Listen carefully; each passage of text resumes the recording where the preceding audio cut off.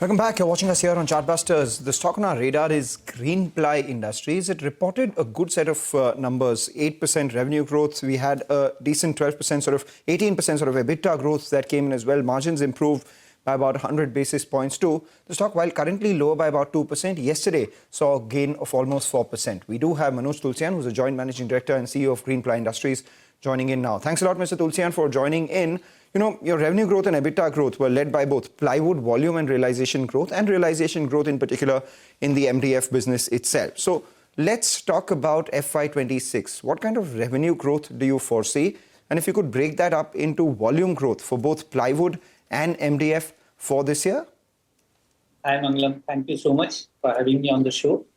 And thank you for, congratulating us on Q4 numbers.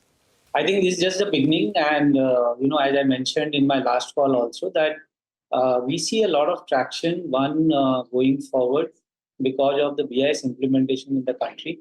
And basis the same, we have also given a guidance that this year we are looking at a volume growth in plywood.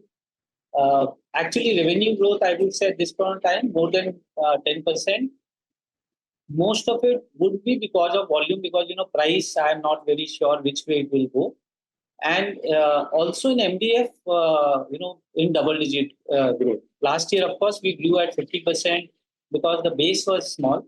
But this year, for sure, a double-digit growth is there on the cards. That double-digit is volume or realization? Sorry? MDF double-digit growth this year would be volumes or realizations? If you could break that up for us. No, double-digit growth will be volume actually. So again, I'm not really considering price at this point of time. Got it. But yes. Okay. All right. Hi, Mr. Tulsian. Always good to see you on the show. Mr. Tulsian, give us a couple of details then. What's giving this confidence about MDF double-digit growth? Because in the Q4, actually, there was a bit of a degrowth. So if you could tell us on that, point number one. Point number two is, on ply, you are guiding for margins of 10% odd. How is this going to happen? Will it be because of operating leverage that plays out? Is that a product mix element that you're working out there? Okay. So good, interesting questions, Isaac. So first on the MDF, you're talking about the confidence on the volume growth, right? Yes. Yes. So if you really see, Q4 is the only quarter where, we were not able to show significant growth in the volume. One of the reasons for that is this BIS implementation has taken in the month of February. And because of that, there has been a lot of import which has come to the country. Now, having said that, at this point of time, the OEMs and even the importers have flooded the market with that inventory, which we think will get consumed in the next, couple of months more. Now, once that is done and the import has already stopped.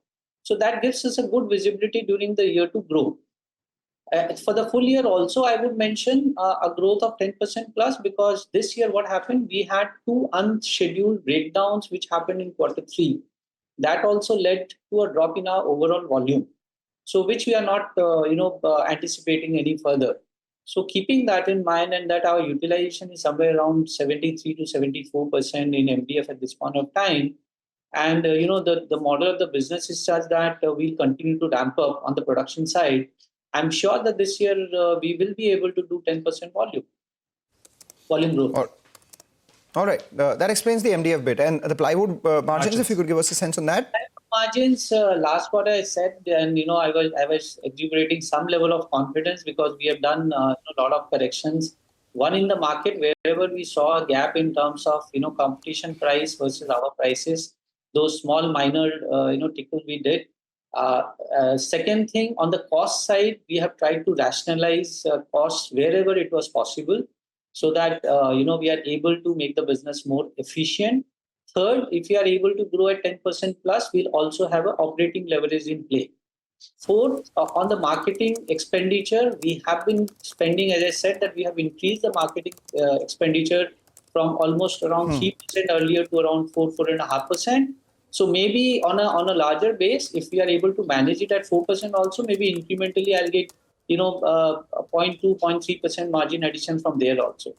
So we are quite confident that 10% margin plus for the full year is visible.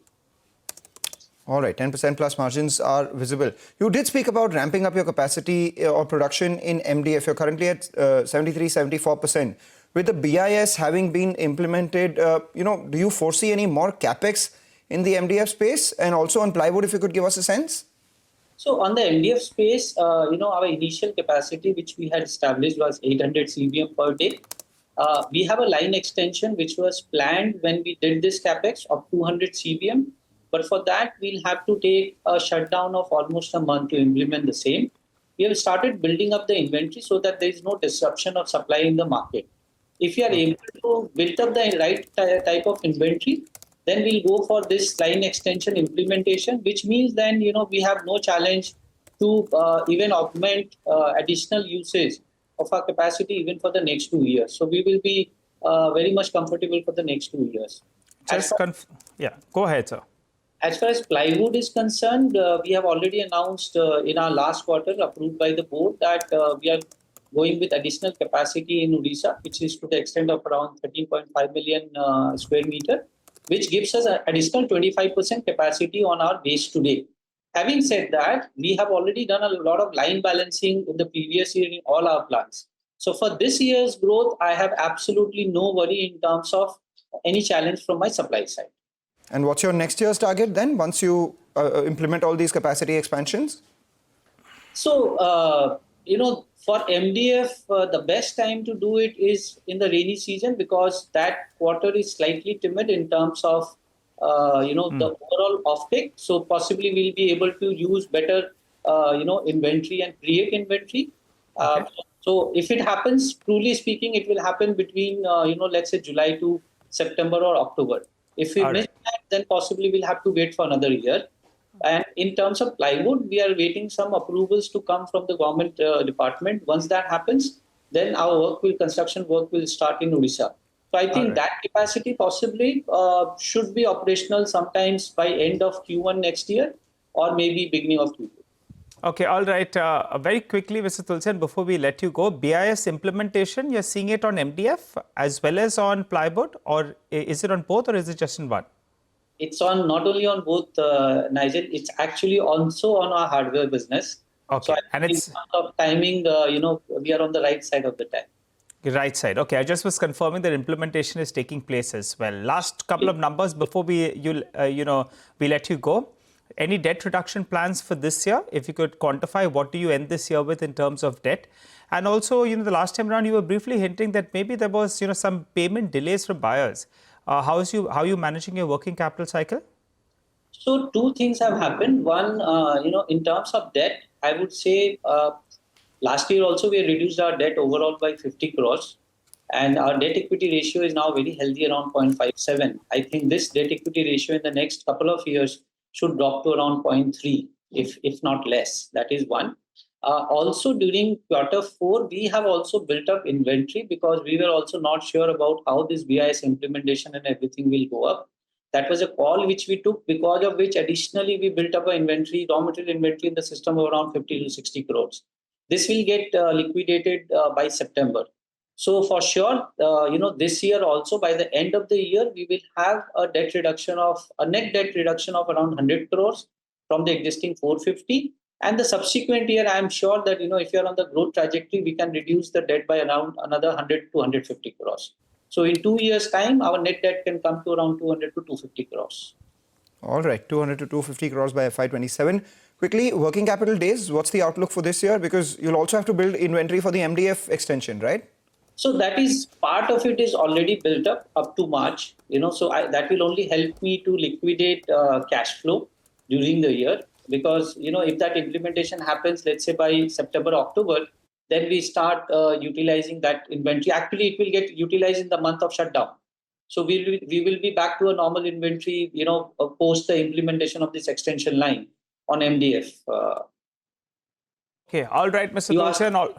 Yeah. Working capital days was what I was asking. Yeah. Working capital days, yes, on receivable, Nigel, what you asked, there was some pressure which we felt in the month of, in Q4, where some of our regular dealers also, who were always very regular, also delayed their payment. So keeping that in mind and, keeping that we'll have to maintain this discipline to some extent, maybe we compromised with growth in Q4 again.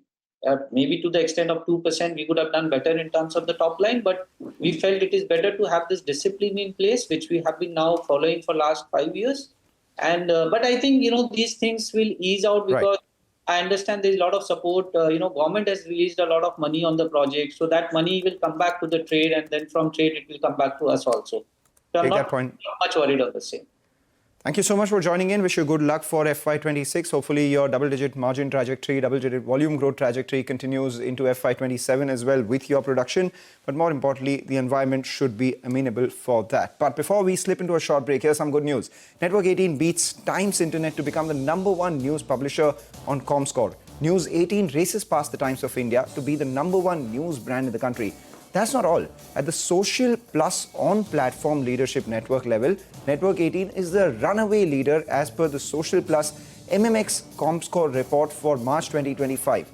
315 million unique views, which is 55% more than the nearest competitor, that's Times Internet, at 202 million itself. News 18 also races past Times of India in terms of social plus MMX cumulative reach. News18.com overall clocked 251 million unique views to beat the Times of India overall with 183 million unique views. As per ComScore report for March 2025 and as per the ComScore social media metrics report, Network 18 is 2 times bigger than its nearest competitor with a 54% reach within the 389 million overall social population. And speaking about Indian languages in terms of social plus MMX cumulative reach, News 18 Indian languages is the clear leader in the category with 182 million unique views too. And this as per the ComScore report for March 2025.